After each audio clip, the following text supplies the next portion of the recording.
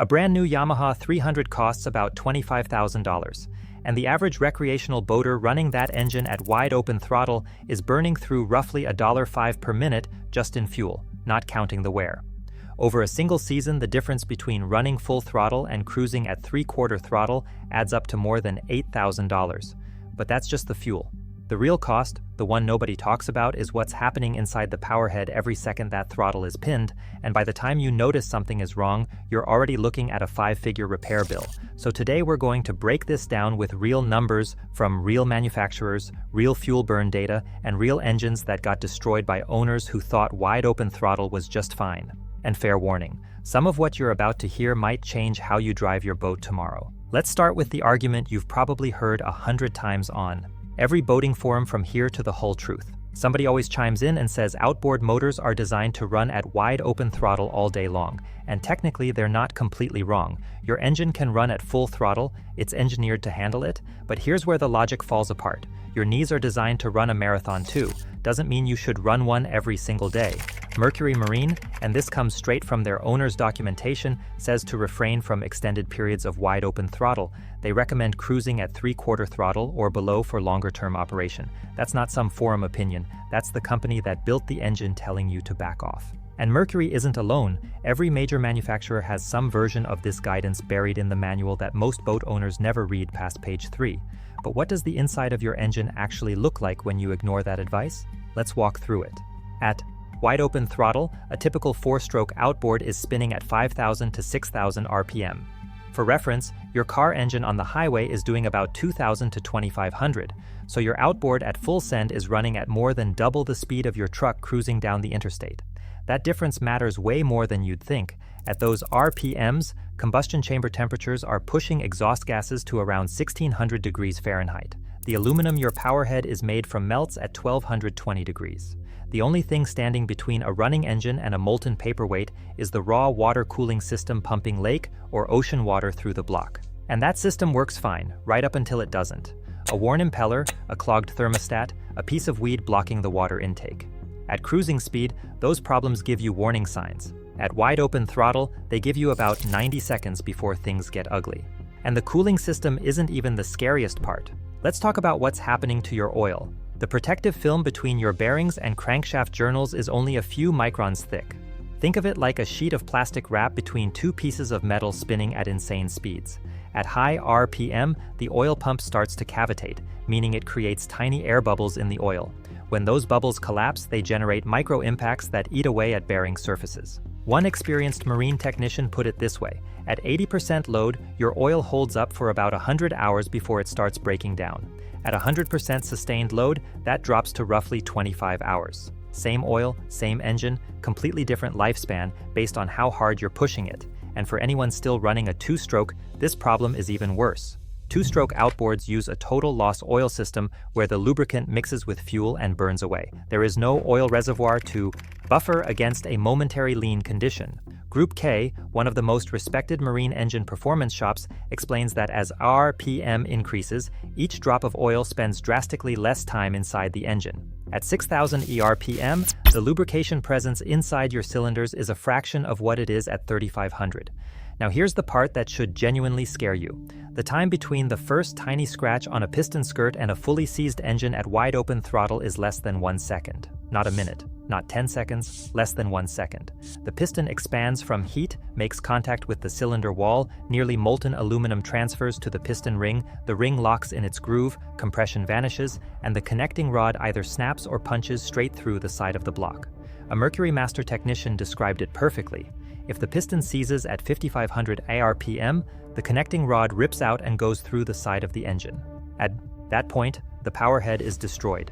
That's not a repair. That's a replacement. And speaking of replacements, let's put some dollar signs on this so it really sinks in.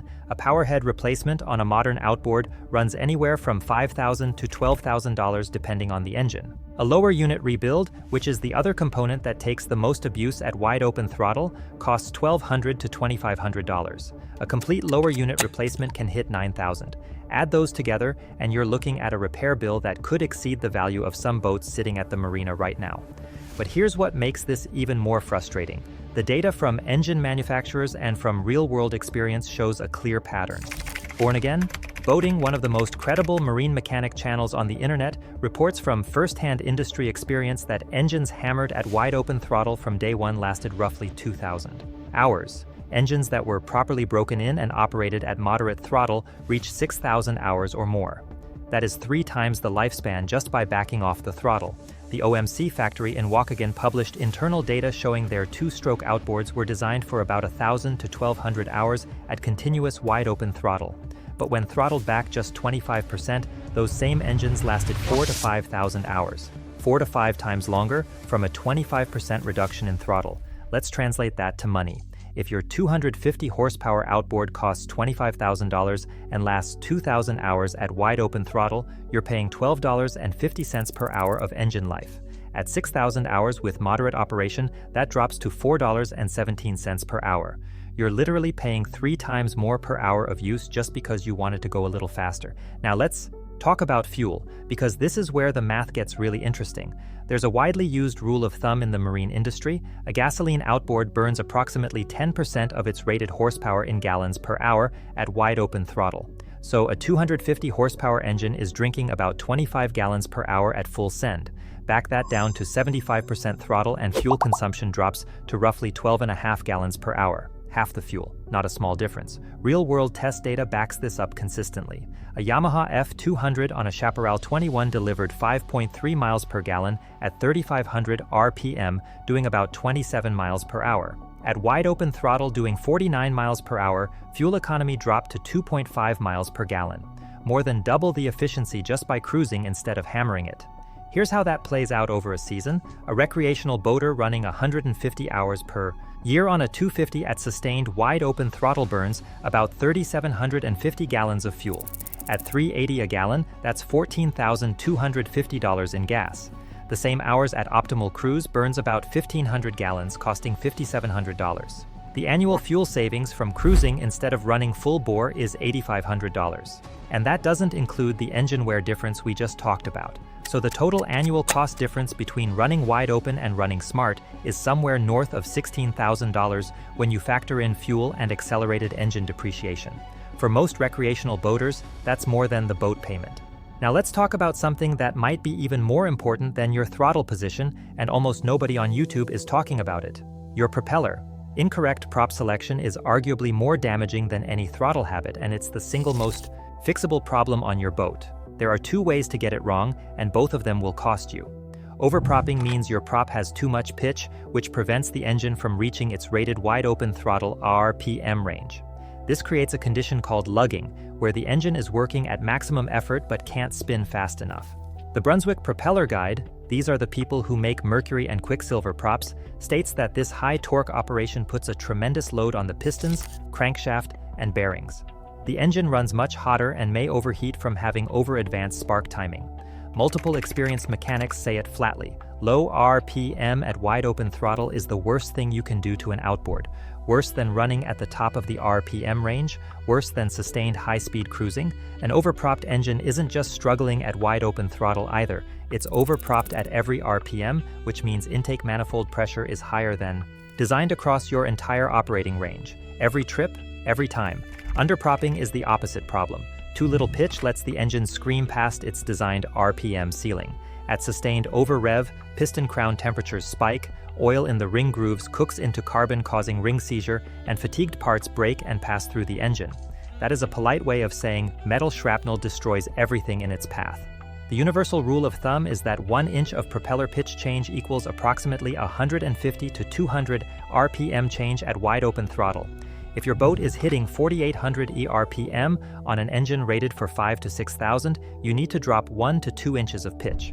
And here's a detail that catches a lot of people off guard. Switching from an aluminum propeller to stainless steel often drops your wide-open throttle RPM by 100 to 200 RPM because stainless blades don't flex under load. They deliver their full designed pitch, which means you might need to go down an inch in pitch when you upgrade to stainless. Most experienced dealers recommend targeting the upper half of your engine's rated RPM range when lightly loaded. That way, when the boat is full of passengers and gear and fuel, you still reach the lower end of the range. That margin is there for a reason. Now there's a nuance to this entire discussion that separates the guys who really understand outboards from the guys who just repeat what they read online. And that nuance is this: periodic wide-open throttle runs are actually good for your engine. Necessary even, 4-stroke outboards that never see high RPM develop carbon deposits on valves, spark plugs, and piston crowns. Yamaha 4-strokes, especially the SHO series, can experience a condition called making oil, where fuel gets past the piston rings into the crankcase during extended low RPM operation. The fix for that is literally to run the engine hard. Periodic wide open throttle bursts of 10 to 15 minutes clear carbon, reseat piston rings, and burn off moisture from the crankcase. It's also the only reliable diagnostic for engine health. If your engine can't reach its rated wide open throttle RPM range, something is wrong, whether it's your prop, your fuel system, or something deeper. So the answer isn't to never run wide open. The answer is to stop running wide open as your default cruising speed. The ideal approach, and this is supported by manufacturer data and decades of marine mechanic experience, is to cruise at around 70 to 80% throttle, which puts most engines in the 3,500 to 4,500 RPM sweet spot. Then periodically, once or twice per trip, run the engine up to wide open throttle for 10 to 15 minutes. That clears the deposits, verifies engine health, and doesn't meaningfully impact your engine's total lifespan. Let's talk about 2 specific habits that destroy more outboards than anything else, and both of them involve wide open throttle. The first is cold start to wide open throttle. This is epidemic in tournament base fishing. Cold morning at the boat ramp, engines are started, and within 30 seconds the boats are screaming across the lake at full blast. A guy on a base fishing forum posted about his brand new Yamaha 250 SHO that blew its powerhead at 35 hours. In the same thread, another owner had been waiting 4 months for a warranty powerhead on his engine with just 175 hours. Both had the same habit: cold start, straight to wide open throttle, no warm-up. Here's why this is so catastrophic. Your pistons are machined in an elliptical shape. They're not perfectly round when cold, they only become truly circular when they reach operating temperature and expand evenly. Running hard on a cold engine means those pistons are making uneven contact with the cylinder walls, creating the exact conditions for four-corner seizure. A Mercury Master technician warns that outboard motors do not warm up very fast at idle in cold water. In water below 50 degrees, a cold engine at wide open throttle is a ticking time bomb. The second killer habit is slamming from wide open throttle straight to neutral. This one surprises a lot of people. Your lower unit gears are spinning at 5,000 IRPM in one direction. When you throw it into neutral and then back into gear, those gears have to slam into each other going the opposite way. That is how lower unit gears explode. The proper technique is to gradually reduce throttle to idle speed, let the engine settle for a few seconds, and then shift. Your lower unit will thank you. Now let's cover break-in, because this is where a shocking number of brand new engines are ruined before they even accumulate their first 50 hours.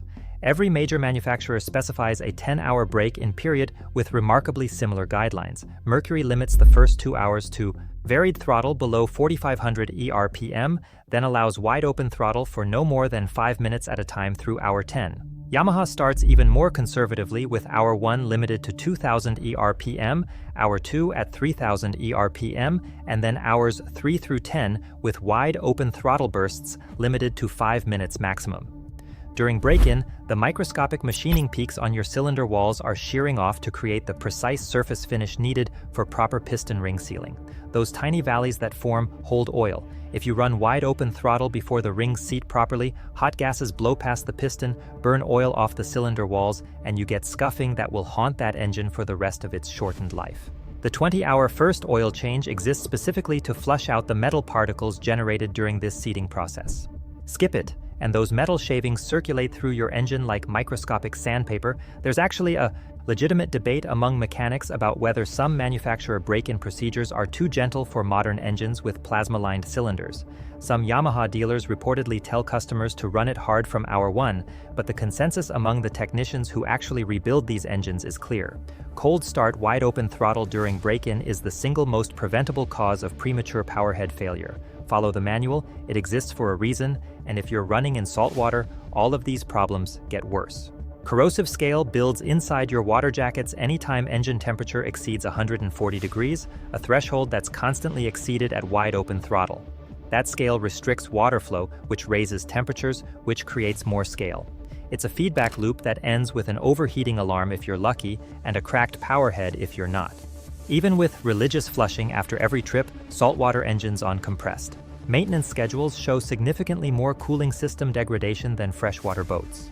Altitude is another factor that catches people off guard. Air density drops by about 4.5% per 1,000 feet of elevation. A 200 horsepower engine loses roughly 9 horsepower per 1,000 feet above sea level. If you trailered your boat from the coast up to a mountain lake at 4,000 feet, your engine just lost about 36 horsepower. And if you didn't reprop for altitude, your engine may not reach its rated wide-open throttle RPM range, creating that overpropped condition we talked about earlier. Every run at full throttle is now a lugging run, cooking your bearings and overloading your pistons, and you might not even know it. So let's bring all of this together with what you should actually do. First, adjust your expectations about maintenance intervals. The standard 100-hour oil change assumes mixed-use operation. If you're running hard, if you're in saltwater, if you're doing tournament fishing, you need to compress that schedule. Oil and filter at 50 hours instead of 100, gear lube at 50 to 75 hours, fuel and water separators at 50 hours, spark plugs at 150 to 200 instead of 300. Water pump impeller every 200 hours in saltwater, not the 300 that's listed as the standard, and check your sacrificial anodes every 50 hours. They're cheap insurance. Second, learn your engine's sweet spot. For most outboards, that's somewhere between 3,500 and 4,500 RPM, which typically puts you at 70 to 80% throttle. That's where hull efficiency, propeller efficiency, and engine fuel consumption all converge. You'll burn about half the fuel, put about 1/3 of the wear on your engine, and honestly, on most boats, you're only giving up 5 to 8 miles per hour compared to running wide open. Third, get your prop, right? Do a proper wide open throttle RPM test with a normal load. If you're not reaching the upper half of your engine's rated RPM range, you're overpropped and you're doing damage every single trip. 1 to 2 inches less pitch will fix it, and the difference in engine longevity will pay for the new prop 100 times over. Fourth, warm up your engine, 2 to 3 minutes at idle before putting it in gear, another 3 to 5 minutes at low RPM before pushing past half throttle. And never, under any circumstances, go from a cold start straight to wide open throttle. This single habit change will do more for your engine's lifespan than any other adjustment you can make. And fifth, stop treating your outboard like it only has 2 settings. Your throttle isn't an on-off switch. It's a precision instrument with an infinite number of positions between idle and wide open. Use them. Your outboard has a finite fuel budget. Think of it like a bank account. Every gallon of fuel that passes through that engine is a withdrawal. At cruising speed, you're making modest withdrawals that let the account last for years. At wide open throttle, you're draining the account 2.5 times faster. The 20 minutes you save running full bore to the fishing grounds costs you real dollars and real engine hours, and the math on that trade doesn't come close to adding up. If you want to see the full breakdown of what marine mechanics wish every boat owner knew about engine maintenance, that video is on screen now, and if you haven't already, subscribe. We do the math so your wallet doesn't have to.